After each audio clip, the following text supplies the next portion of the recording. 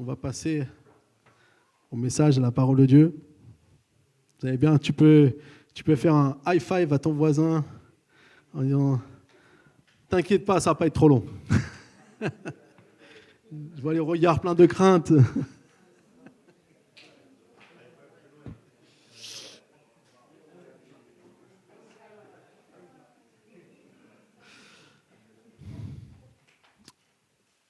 Un jour, il y avait dans une église un homme qui mendiait devant. Dans mon église, il y a un homme mendiait devant. Et il a interpellé les chrétiens pour lui donner quelque chose. Ensuite, il s'est levé, il s'est mis à aller voir les uns et les autres en demandant de l'aider. Il disait « J'ai faim, est-ce que tu peux m'héberger ?» et toutes sortes de choses. La réponse fut plutôt timide des uns et des autres. Et il faut dire qu'il n'était pas très propre sur lui et que les uns et les autres étaient occupés à parler entre eux. On lui a quand même fait une petite place au fond de l'église dans un coin. Puis le culte commença, tout le monde louait Dieu, jusqu'au moment où le président du culte appela l'orateur du jour. L'homme, pas très propre sur lui, se leva et vint jusqu'au micro. Il n'était en fait que le pasteur de l'église. Et voici le texte qu'il a lu à l'église que j'aimerais vous lire ce matin. Lorsque le Fils de l'homme viendra dans sa gloire avec tous les anges, il s'assiera sur son trône de gloire. Toutes les nations seront rassemblées devant lui.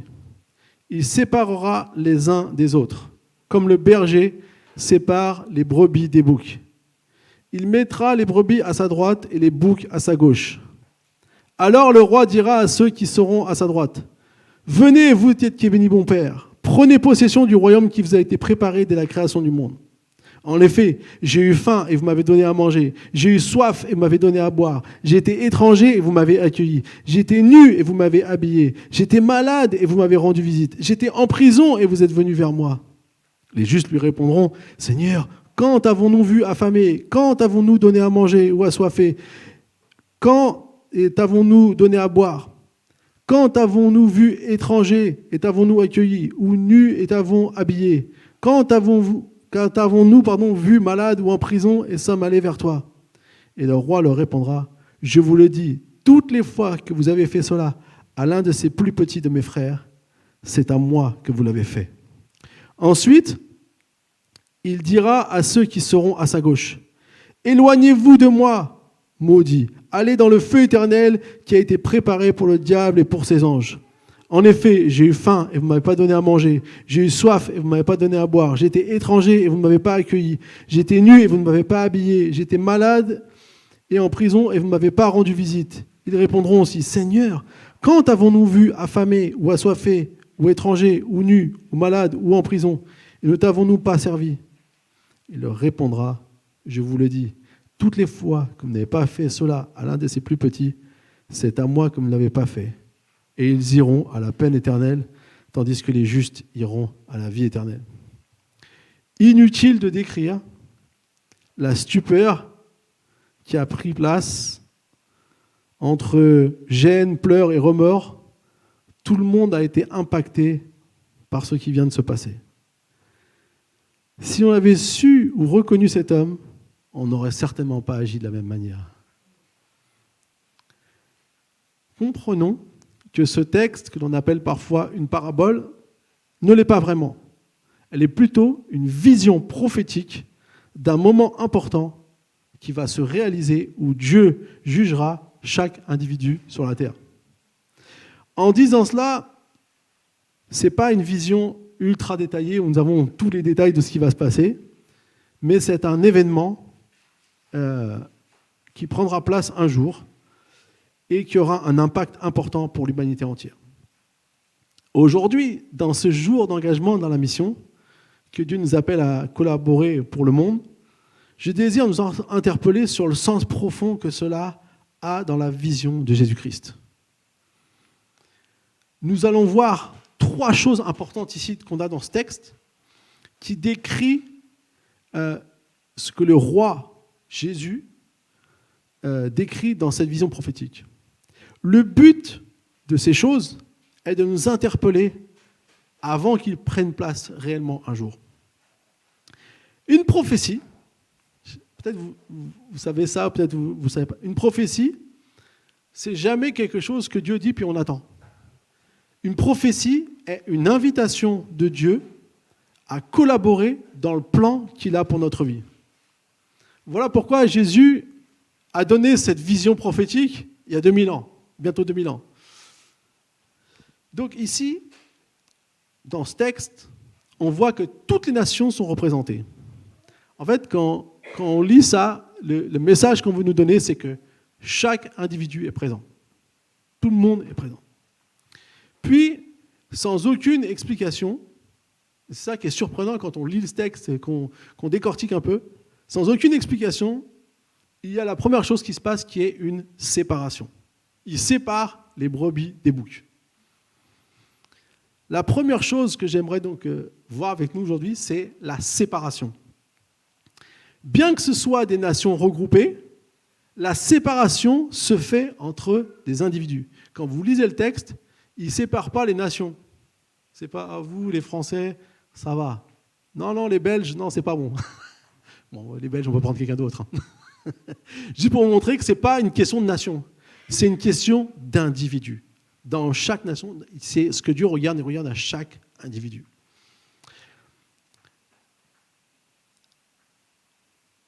On pourrait dire même que c'est deux types d'individus, les brebis et les boucs. Alors, je ne vais pas rentrer dans une explication de ce que représentent les brebis et les boucs. Parfois, vous savez, quand on va un peu trop loin dans le décortiquage, ce n'est pas forcément toujours ce que Dieu veut dire. En fait, ce que Jésus veut dire, c'est qu'ils sont semblables, mais quelque part, ils sont différents et on les reconnaît. À ce stade, comprenons qu'à ce stade de ce qui va se passer à ce moment-là, toutes les nations auront entendu le message de l'Évangile et auront eu le choix d'y répondre ou non. Et ce que nous savons sur les brebis et sur les boucs, c'est qu'ils ils paissent ensemble. Ils sont au même endroit, ils boutent l'herbe ensemble, et quand vient le moment de la tonte, on les sépare.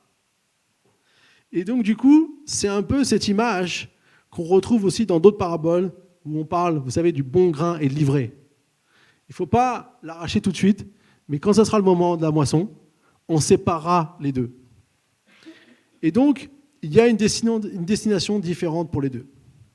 Donc face à ce récit, je sais que peut-être vous avez déjà commencé à penser ça dans votre tête, mais moi je me suis dit, ça veut dire quoi? Ça veut dire que je vais être jugé sur mes actes et pas sur le fait que je suis sauvé par Jésus-Christ. Ça, c'est la question. C'est un peu le paradoxe ici. On a l'impression que si on a bien fait, on est sauvé, et si on a mal fait, on n'est pas sauvé. Donc du coup, on est un peu confus. J'aimerais pouvoir nous aider à comprendre ce que Jésus veut nous dire ici. L'explication qui sera donnée, c'est que Jésus, en fait, ici, nous invite à faire partie de ce que Dieu désire, c'est qu'il fasse partie de notre vie. C'est d'être sauvé. Mais lorsque j'invite Jésus dans ma vie, je l'invite aussi à venir démarrer un processus de transformation au travers de ma relation avec lui. C'est ce qu'on appelle la foi. Quand tu crois au Seigneur Jésus, tu crois à qui il est, c'est pas fini. C'est la porte d'entrée. Et maintenant commence le vrai processus de transformation. Quiconque a quelques années derrière lui sait que ça se passe petit à petit. Et donc, du coup, lorsqu'on a donc cette foi, tu as foi dans ce qu'il a fait pour toi. Il est mort pour tes péchés. Jamais tu n'aurais pu être sauvé par toi-même. Mais tu as foi aussi dans ce qu'il peut faire en toi. Et avoir foi en Jésus implique quoi? Un changement de mentalité. Tout ce que tu faisais auparavant, qui n'était pas juste, à cause de quoi? À cause de quelque chose qui t'empêchait de voir vraiment. La Bible explique ça qu'on avait un voile. On avait un voile qui nous empêchait de voir. Donc c'est pour ça que parfois quand on vivait notre vie sans Dieu, je ne dis pas qu'on faisait tout mal, mais on faisait des choses en fait qui n'étaient pas bonnes sans forcément être conscient que ces choses n'étaient pas bonnes. Parce qu'on n'avait pas cette connaissance, on n'avait pas cette connexion de Jésus en nous. Et maintenant que ce voile est ôté, on est appelé à vivre une nouvelle manière. Accepter Jésus, c'est accepter une nouvelle manière de vivre. Et en fait, c'est ça la réelle séparation que Dieu fait déjà en nous. C'est pas que si j'ai mal fait, je vais être coupable. C'est que lorsque j'invite Jésus dans ma vie, il y a une séparation qui se fait. Les choses qui étaient avant, je sais que ce n'est pas les choses que je dois faire, et donc je laisse tomber ces choses et j'entre dans ce que Dieu a pour moi. En fait, la séparation, ce qu'on se rend compte, c'est qu'elle prend place déjà bien avant seulement ce moment. Un verset qui nous explique ça très bien, c'est 2 Corinthiens 3,18. Nous tous, qui sans voile sur le visage, contemplons comme dans un miroir la gloire du Seigneur, nous sommes transformés à son image de gloire en gloire par l'Esprit du Seigneur. Ce qui nous était impossible, c'était de pouvoir voir la gloire du Seigneur. D'ailleurs, l'exemple ici que Paul prend, il prend l'exemple de Moïse. Moïse est allé sur la montagne, il y avait tout le peuple qui était en bas, il a rencontré le Seigneur, il a vu la gloire de Dieu, il est redescendu, son visage luminait. Les gens ne pouvaient pas le regarder. S'ils le regardaient, ils avaient mal aux yeux, enfin, c'était douloureux pour eux. Donc on lui a mis un voile pour que, tellement il resplendissait Dieu, on est obligé de mettre un voile pour que les gens puissent venir lui échanger avec lui.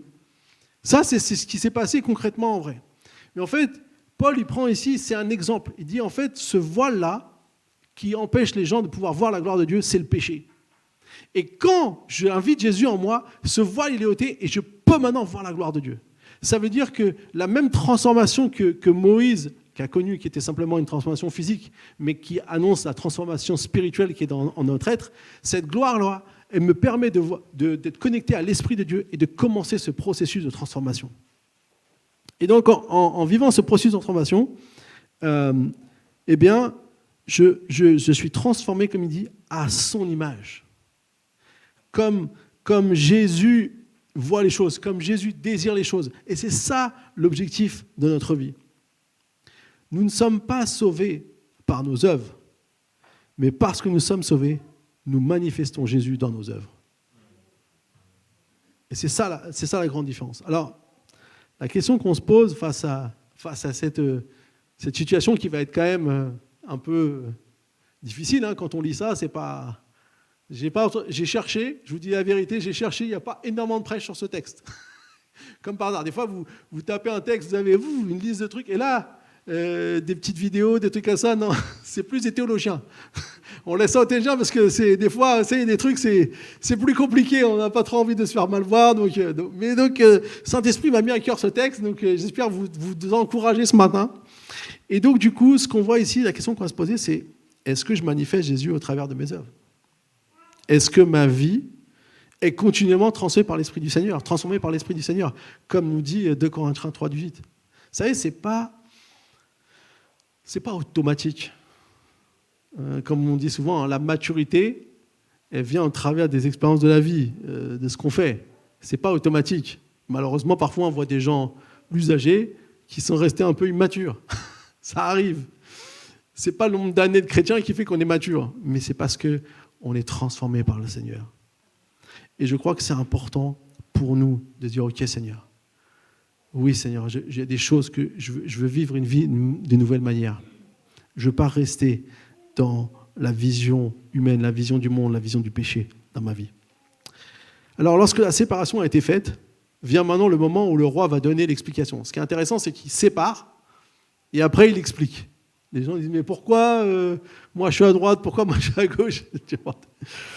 Et lorsque le roi donne l'explication, ce qui est intéressant, c'est qu'il va citer plusieurs choses qui font référence au fait de prendre soin de son prochain et qui correspondent à des situations de vulnérabilité. Toutes les choses qui sont décrites ici, et ça m'a vraiment marqué, c'est la faim, la soif, le fait d'être étranger, ou même, on peut même le pousser jusqu'à être orphelin, parce que le mot accueillir, qui dit quand vous étiez étranger, vous m'avez accueilli, veut dire intégrer à la famille. Donc c'est pas juste on t'accueille, on te fait une petite place dans un coin, c'est on t'accueille, tu fais partie de la famille. C'est la nudité, la maladie et la prison. Toutes ces choses-là, c'est des grandes situations de vulnérabilité. Et en citant toutes ces choses, le roi dit c'est à moi que vous les avez faites. C'est là qu'ils vont demander, mais quand avons-nous fait ces choses ? Et la réponse incroyable est lorsque c'est un des plus petits d'entre les miens, un des plus petits d'entre mes frères.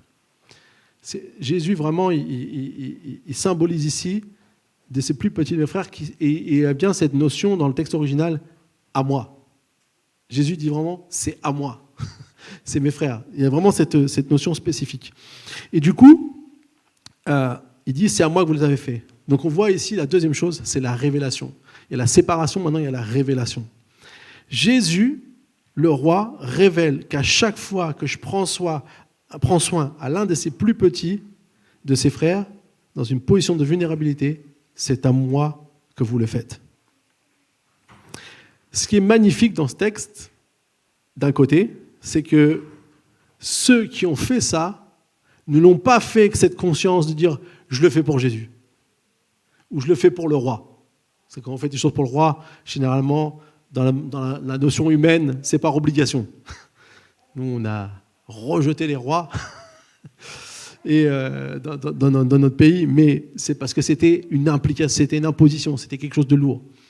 Mais si on le fait des fois, si on fait des choses, c'est parce qu'on y est obligé. Aujourd'hui, il n'y a plus de droit, mais on est quand même obligé de payer des impôts. Et donc, du coup, c'est la réalité. Mais ici, ce qu'on voit, c'est que ceux qui ont fait ça, ils n'avaient pas cette idée. Ils l'ont fait avec le cœur. Ils l'ont fait par amour. Parce qu'ils n'ont même pas pris conscience quand on dit « vous m'avez fait ces choses », mais quand est-ce qu'on t'a fait ça? Et pourtant, ils l'avaient fait pour d'autres. Et c'est ça que j'aimerais vraiment nous interpeller ce matin, c'est que lorsque je suis renouvelé par l'Esprit de Dieu, je suis appelé à soutenir les plus faibles, à prendre soin de ceux qui sont en position de vulnérabilité. Mais non pas parce que je veux sauver ma place avec Jésus. C'est pas là. Parce que j'ai une transformation. Il y a une séparation qui s'est produite en moi et maintenant j'ai une transformation et je fais avec mon cœur. Et je fais par amour. Et je fais parce que j'ai changé. Je ne suis pas seulement en train de regarder que des choses pour moi. Je suis en train de regarder, j'ai mes yeux qui sont ouverts vers les autres. Moi, je trouve que c'est merveilleux quand vous parlez avec des gens nouvellement convertis. Ils voient plein de choses qu'ils ne voyaient pas avant. Ils voient des situations qu'ils ne voyaient pas avant. Et parfois, il faut qu'on fasse attention, nous qui sommes depuis plus longtemps avec le Seigneur, c'est qu'on a nos yeux qui se referment un petit peu sur ces choses. Il faut les garder ouverts sur ce que Dieu veut nous montrer. Et alors, de l'autre côté, on a les autres qui n'avaient pas conscience que lorsqu'ils ne se souciaient pas des plus démunis, c'est à Jésus, au roi, qui ne faisait pas ces choses. Ce qui compte, c'est ce que j'ai à cœur de faire. Car c'est comme ça qu'on verra si je suis avec Jésus ou pas. Si Christ vit en moi. Ça, c'est quand même la révélation incroyable. C'est que Jésus dit, voyez, à chaque fois que vous avez fait ça, juste par amour pour les plus petits. Ou à chaque fois que vous ne l'avez pas fait parce que vous n'avez pas eu envie de regarder, c'est quand on n'a pas envie de voir une personne qui mendie dans la rue parce qu'on n'a pas d'argent dans la poche. Moi, maintenant, j'ai appris à toujours bien regarder les gens, à les sourire. Alors, des fois, j'ai rien, mais j'ai surtout, je leur dis bonjour, c'est des personnes. Et je vois des gens, c'est comme ça. On ne peut pas voir. Mais en fait, c'est ça. Alors, je ne veux pas vous accuser, je ne veux pas nous culpabiliser parce que ça m'est déjà arrivé de le faire. Mais la réalité, c'est que c'est ça qui est important. Est-ce qu'on arrive à avoir ce cœur, à avoir cette révélation de ça? Il y a un texte très défiant dans l'épître de Jacques. Si vous avez envie de vous défier, lisez Jacques. Jacques, c'était quelqu'un qui m'aimait bien défier. L'épître de Jacques, verset 2, à partir du verset 14, il dit « Mes frères et sœurs, que sert-il à quelqu'un de dire qu'il a la foi s'il n'a pas les œuvres? Cette foi peut-elle le sauver? Si un frère ou une sœur sont nus et manquent de la nourriture de chaque jour, et que l'un de vous leur dise « Partez en paix, mettez-vous au chaud et rassasiez-vous », sans pourvoir à leurs besoins physiques, à quoi cela sert-il? Il en va de même pour la foi. Si elle ne produit pas d'œuvre, elle est morte en elle-même. Et Jacques, il est direct. Tu ne peux pas dire que tu as la foi si ça ne te pousse pas à faire des choses pratiques. Et c'est ça qui est une réalité importante. La foi, elle est vivante uniquement par mes œuvres. Est-ce que je fais des choses pour Dieu? Est-ce que je fais des choses pour d'autres même? Pas forcément parce que je fais pour Dieu, mais simplement pour des personnes. La grande révélation difficile pour ceux qui n'ont pas qui n'ont pas ces choses est que leur pseudo-foi était en réalité morte. Elle n'est pas vivante. Il y avait, vous savez, Jésus dit, croire c'est bien, mais même les démons croient. Donc, quelle est la différence ? Quel est l'impact que je fais ? Comment va ma foi en Dieu ? Suis-je quelqu'un qui décide de mettre en pratique ce que je crois ? Heureusement que Jésus nous a laissé cette révélation afin que nous veillions sur nos vies. Moi, ce que j'aime bien, j'ai dit, Seigneur, pourquoi tu as donné cette vision prophétique ? Je pense que c'est un cadeau du ciel pour dire, oui Seigneur, moi je veux faire partie de cela. Moi je veux être transformé. Moi je veux être changé par toi. Moi je veux m'engager pour ceux qui ont besoin. Amen.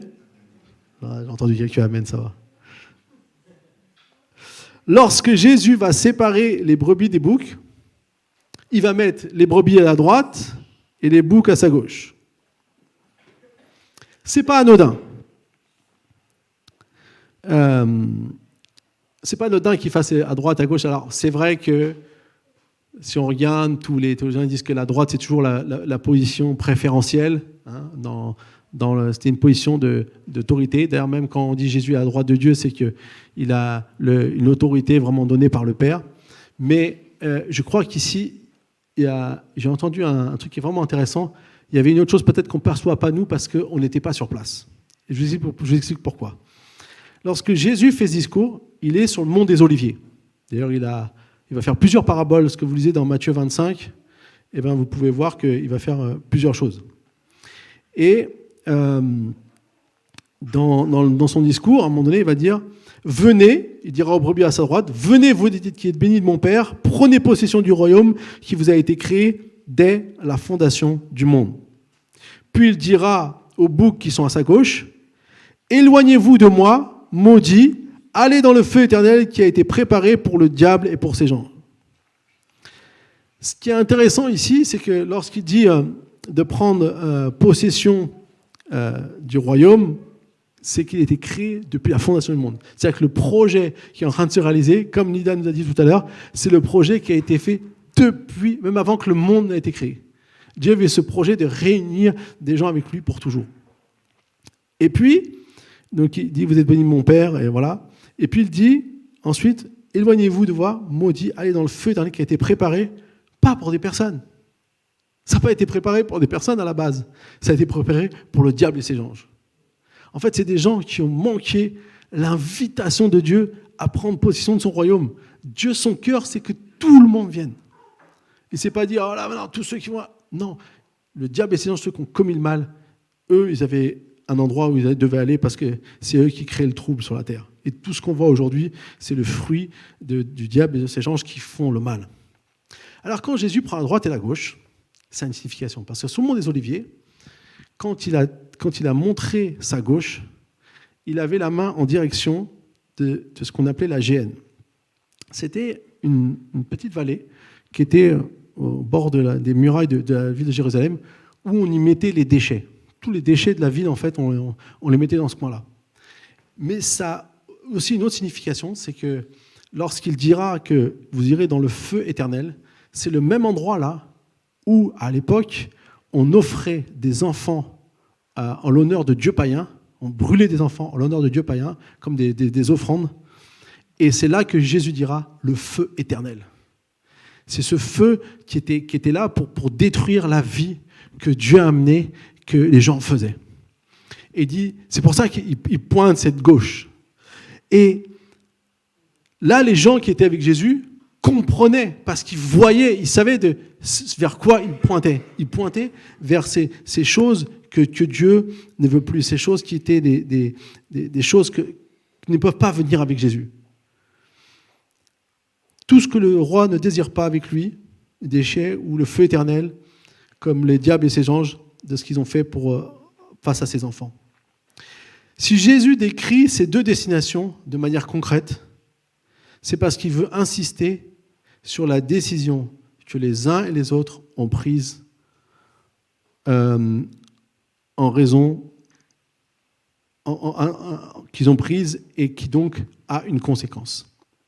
Donc la troisième chose importante que j'aimerais nous dire ce matin, c'est la décision. Comprenons bien que les uns et les autres n'ont pas pris cette décision avec l'idée de la conséquence que ça va prendre. Parce que sinon, je pense qu'on aurait changé un peu les choses. Mais Dieu ne regarde pas à ce qu'on fait par crainte. Dieu regarde à comment est notre cœur. Il regarde à la décision qu'on prend dans notre cœur. Et c'est ça qui est important. Tous ceux qui ont fait des choses bonnes, ils ont pris cette décision avec leur cœur. Dieu désire que nous prenions la décision de le suivre et de nous engager dans sa mission de tout notre cœur. La réalité est que si je suis indifférent à toutes les opportunités que Dieu me donne, je risque de m'éloigner, pas des personnes, mais m'éloigner de Dieu. Quand Dieu me donne des opportunités de bénir, en fait, je ne m'éloigne pas seulement des personnes que je n'ai pas envie de voir. En fait, je m'éloigne de Dieu. Et je suis dans cette mauvaise direction. Et je crois vraiment que le Seigneur veut nous interpeller ce matin sur les décisions qu'on prend. Et c'est pour ça que c'est important que Jésus soit vraiment le roi de notre vie. C'est pas toujours facile. Et si c'est difficile, Dieu ne va pas vous condamner. Comprenons-moi bien, Dieu ne va pas vous condamner, il est avec vous. Mais ce qui est important, c'est que je sois dans ce que Dieu désire pour moi, que je sois dans ce que Dieu a prévu pour ma vie. J'aimerais donc nous interpeller sur la décision que Dieu nous invite à prendre aujourd'hui. Je vous dis tout de suite, ce n'est pas du tout une question d'argent. Ce n'est pas simplement lié à des projets qu'on a vus aujourd'hui. La décision que Dieu nous appelle à prendre, c'est nous engager dans la mission de Jésus pour ce monde. Parce que c'est important pour lui. Parce que ça compte pour lui. Parce que quand on fait pas ça à l'un de ses plus petits d'entre les siens, c'est à lui qu'on ne l'a pas fait. Il s'identifie tellement à la souffrance des gens qu'il dit que c'est à moi que vous ne l'avez pas fait. Ou quand on le fait, c'est à moi que vous l'avez fait. Et je trouve ça si merveilleux. Si merveilleux que Jésus nous propose de collaborer dans la mission qu'il a pour ce monde. L'important, c'est que je laisse mon cœur être touché par ce qui touche Dieu. Je crois que ce matin, ce que le Saint-Esprit veut vraiment nous partager, c'est est-ce que ce qui touche Dieu me touche ? Et pour revenir à notre histoire du début, lorsque le pasteur a fait cela, bien sûr, beaucoup se sentis confus et gênés, mais ça a été surtout l'opportunité pour eux de prendre conscience de ce qui est vraiment important pour Dieu. Et je crois que ça a été un déclic pour beaucoup de personnes qui s'est passé d'ailleurs en Amérique du Sud.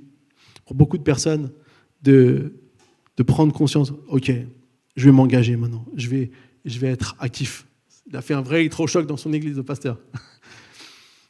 Bon, moi, j'aurais été difficilement cachable. Il y en a peut-être qui sont plus que d'autres. Es-tu prêt à t'engager dans ce qui est vraiment important pour Dieu ? Alors, engage-toi dans la mission de Jésus. Amen.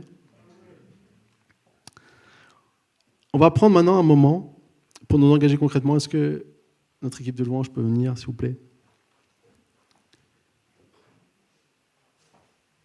Pourquoi on fait ces promesses de dons ? L'objectif de cela, c'est que nos dons puissent accomplir des choses pour des personnes qui ont des besoins, qui sont en position de vulnérabilité. On a vu aujourd'hui, par exemple, on a vu en Côte d'Ivoire aussi ce qu'on fait avec l'Église apostolique.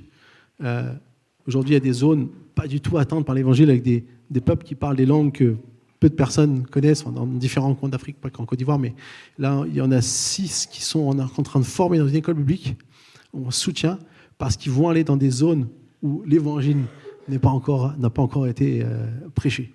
Et je trouve ça, c'est incroyable. C'est de dire, ok, des gens qui sont peut-être un peu à l'écart et qui maintenant vont recevoir, grâce à des personnes que nous, on soutient, pour qu'ils aillent se former, des personnes qui ont parfois presque rien. Et du coup, c'est beau de voir comment Dieu fait avancer. Nous, peut-être ce n'est pas nous qui allons aller là-bas, mais par notre don, on peut envoyer des personnes, on peut soutenir des personnes qui vont aller là-bas et qui vont toucher des personnes en position de vulnérabilité. C'est ça le sens de ce qu'on fait. Et comme on l'a vu dans cette histoire, on veut faire tout cela, pas pour se dire, regardez, nous on fait des projets, on est une belle église, waouh. Non, simplement par amour pour Jésus. Et ma prière, c'est qu'on puisse vraiment aider tous ceux qu'on peut. On aurait tellement envie d'aider plein de gens. Mais Dieu nous donne une part. J'aimerais aussi dire, il est où Stéphane? Viens Stéphane.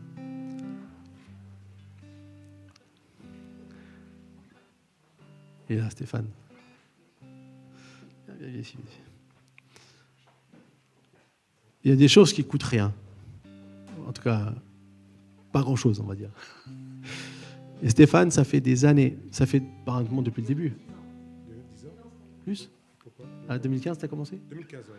Donc ça fait 10 ans cette année, que tous les 15 jours, le samedi après-midi, il y a des personnes qui viennent sous la direction de Stéphane, simplement pour aider des jeunes, des enfants, parfois des jeunes en primaire, au collège ou au lycée, qui viennent pour recevoir du soutien scolaire. Ça peut paraître un truc vraiment pas anodin, mais ça fait 10 ans que Stéphane, il réunit des gens, des jeunes, des étudiants, même parfois des plus âgés, Gabriel aussi qui a participé, et d'autres personnes encore, je ne sais pas, il y en a peut-être plein qui ont participé. Des fois, on ne sait même pas tous ceux qui participent, mais parce qu'en fait, c'est une œuvre merveilleuse. Et je crois que c'est toi, Lida, qui était là-bas il n'y a pas longtemps. On voit les familles qui sont heureuses. Et maintenant, depuis le Covid, ils ont fait des Zooms. Maintenant, ils aident des familles à Marseille, en Bretagne. Hein. Raconte-nous un peu. Oui, bonjour.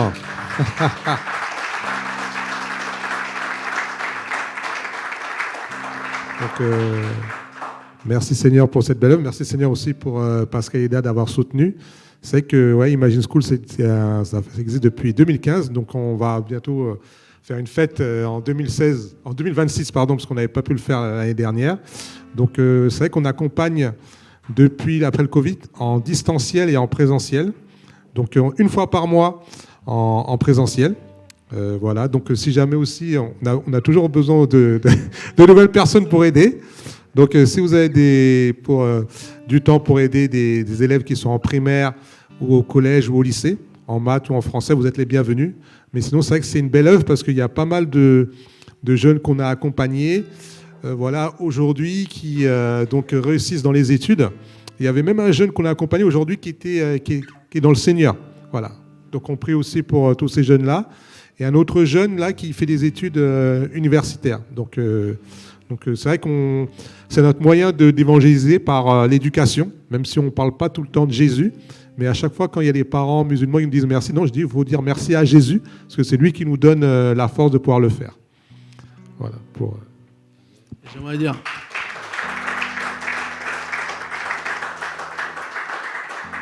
Amen. Mais j'aimerais dire que Stéphane, pourquoi il a eu à cœur de faire ça? Parce que lui-même, il a connu des difficultés dans sa scolarité. Très jeune, je pense qu'on ne misait pas trop sur lui. Et il a réussi. Et je crois qu'il était passé de SECPA à BTS, c'est ça. Et donc, il a franchi toutes les étapes. Et puis, une fois qu'il a réussi, qu'il avait même une place dans l'entreprise, il s'est dit, c'est pas ça que je veux faire. Je veux aider ceux qui ne vont pas y arriver aussi. Et donc, depuis 2015, il m'a dit, on va commencer Imagine School. Quand on avait lancé et ça fait, vous savez, quand ça fait 10 ans qu'on fait quelque chose, c'est une abnégation parce qu'il faut tenir. Ça n'a pas toujours été facile, mais il a toujours conduit ça. Et vraiment, je te remercie aussi, Stéphane, pour tout ce que tu as fait, parce que tu as un cœur. Et tu ne fais pas ça pour une quelconque gloire, mais tu fais ça parce que tu as un cœur. Et dis-moi, je veux que ceux qu'on pense qui ne pourront pas réussir, Dieu leur donne la chance de réussir. Et je ne sais pas combien d'enfants on a aidé depuis le début. Il va falloir les compter, ça serait intéressant. Mais la bonne nouvelle, c'est que tous ceux qui sont passés ont obtenu leur diplôme. c'est du 100% de réussite. Amen. Merci Stéphane. Quand on partage tout ça, certainement pas c'est pour nous rendre importants, mais c'est parce qu'on veut gagner ce cœur. Et moi, je sais que le cœur qu'avait Stéphane, c'est le cœur qu'on a envie d'avoir. Donc, on va prendre un temps, on va avoir un chant. On va vous afficher un petit QR code. Si vous n'arrivez pas avec le QR code, on va vous envoyer un lien dans le groupe de l'église. Et si vous avez encore des problèmes, vous pouvez aller voir les gens à l'accueil, ils peuvent vous aider. Vous allez pouvoir participer. Alors, il y a 2 moyens. Soit vous faites un don mensuel. Et franchement, souvent, c'est ce qui aide, c'est quand c'est régulier. C'est pas forcément beaucoup, mais quand c'est régulier. Et si vous ne pouvez pas, vous pouvez faire en tout cas aussi un don unique où vous pouvez donner. Et on va collecter tous ces montants. Et on va toutes ces promesses de dons, pardon. Et à la fin, on pourra vous annoncer cette année le montant qu'on a décidé de s'engager. Et c'est pas une question de montant, mais c'est juste pour nous stimuler et pour nous de voir comment on peut utiliser tout cet argent pour pouvoir vraiment développer cette œuvre dans tous ces projets qu'on vous a montrés ce matin. Donc on va avoir un chant de louange et vous allez pouvoir, peut-être on peut afficher le QR code s'il te plaît, et vous allez pouvoir faire ça maintenant de manière digitale. Et si vous avez des problèmes parce que vous n'avez pas de téléphone, c'est compliqué pour vous, vous allez à l'accueil, il y a Stéphane et Jesus qui vont vous aider.